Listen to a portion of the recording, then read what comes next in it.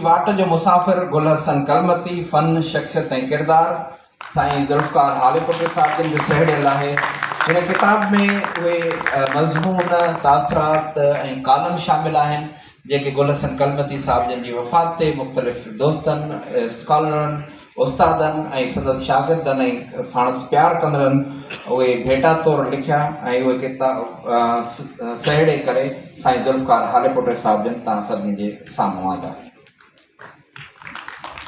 महिरबानियूं ऐं इन सां ई गुज़ारिश कंदुसि आर्ट्स काउंसिल में असां सभिनी जे नुमाइंदे असां सभिनी जे आवाज़ बल्कि भरपूर आवाज़ डॉक्टर अयूब शेख साहब जिन खे त उहो स्टेज ते त मौजूदु आहिनि डाइस ते अचनि ऐं गुल हसन कलमती साहब जिन जे बारे में पंहिंजे ख़्याल जो इज़हार कनि। ही उहो ई मंच आहे जिथे गुल हसन कलमती खे तमामु वॾी इज़त मान ऐं मर्यादा मिलियो। साईं अयूब शेख साहब।